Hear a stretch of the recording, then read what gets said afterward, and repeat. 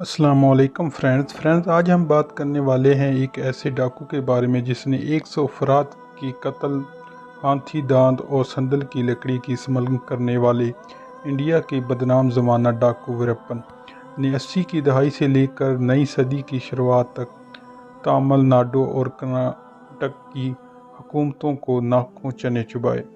ویرپن کے ہاتھ جن شخصیات کے خون سے رنگے تھے ان میں 44 پولیس اور فارسٹ افیسر شامل ہیں۔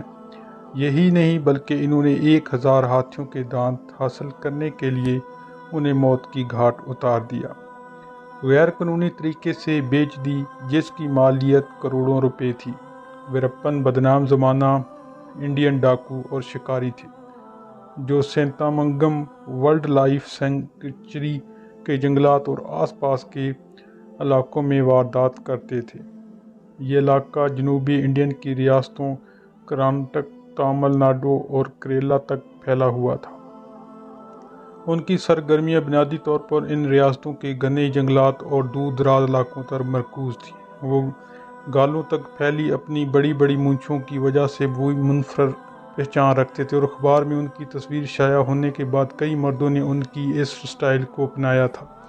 ویرپن تقریباً 3 دہائیوں تک سرگرم رہا۔ انہوں نے ان جنگلات کو مختلف غیر قانونی سرگرمیوں کے لیے اپنے اڈے کے طور پر استعمال کیا۔ وہ سندل کی لکڑی، ہاتھی دانت اور جنگلی حیات کی اسمگلنگ کے لیے ساتھ اغوا اور قتل میں بھی ملوث رہے۔ گھنے جنگلوں اور ناہموار علاقوں میں بآسانی رہنے کی صلاحیت رکھنے کی وجہ سے قانون نافذ کرنے والے اداروں کے لیے انہیں پکڑنا مشکل ہو گیا تھا۔ لوگ کہتے تھے کہ ان کے لیے جنگل میں چلنا ایسے سہل تھا جیسے کوئی بھی شخص نیند میں اپنے بستر سے اٹھ کر رات کو بیت الخلا آرام سے پہنچ جاتا ہے۔ تامل زبان میں ویرپن سے منسلک ایک ایسی کہاوت ہے اور قول مشہور ہے کہ جو لوگ عام زندگی میں استعمال کرنے لگے تھے۔ مثال کے طور پر ویرپن وز کا یہ نعرہ ویرپن زندہ باد کا متعارف ہے اور ان لوگوں میں مقبول تھا جن کے ویرپن مدر کیا کرتا تھا۔ نیٹ فلکس کی دستی فلم میں ویرپن کو پکڑنے کے لیے 20 سال سے زیادہ عرصے کی جدوجہد میں شامل لوگوں کے بیانیہ انٹرویو شامل ہیں۔ ان میں تعاون کے لیے اغوا کیے جانے والے پولیس اور محکمہ جنگلات سے تعلق رکھنے افسر اور سیاسی حکام اور خاص طور پر ویرپن کی اہلیہ متھولکشمی کا انٹرویو شامل ہے۔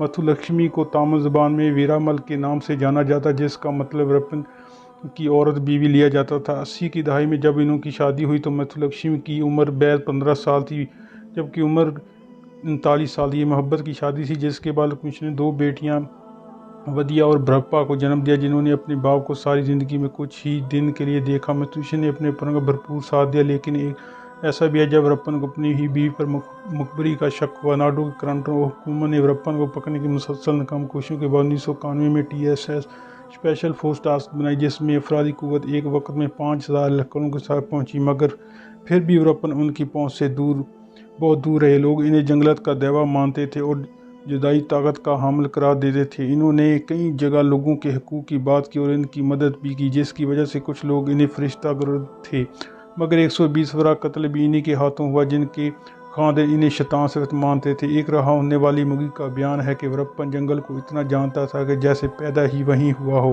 ایک دن وہ بہت خوش تھا کہ اس نے ایک پلیٹ میں تھوڑا سا پانی ڈالا، پھر ایک درخت سے کچھ پتے توڑ کر ہاتھوں سے اس کو مسلا اور ان سے پانی والے رس کے چند قطرے اس پلیٹ میں پڑے، پانی پر ٹپکے۔ ہمارے دیکھتے ہی دیکھتے اس پلیٹ میں ایک کیک نمودار ہو گیا۔ شاید وہ واقعی جنگل کا دیوتا تھا۔ اس کی فلم ہدایت کار سلمانی سیلوراج ہے جو اس سے پہلے مشہور فلم لائف آف پائی میں معاونت ہدایت کار رہ چکے ہیں۔ ان کا کہنا ہے کہ ویرپن کی زندگی کی اس کہانی نے ان کو ہمیشہ سے اپنے شہر میں جگہ رکھا، اس لیے انہوں نے یہ فلم بنانے کا فیصلہ کیا۔ تامل زبان میں فلم کا ٹائٹل سانگ پوڈا OST فلم کے مرکزی خیال کے عین مطابق، جبکہ پیش پردہ موسیقی بھی قابل تعریف ہے اور اگر اچھے ساؤنڈ سسٹم پر یہ فلم دیکھی جائے تو مزہ دوبالا ہو جاتا ہے۔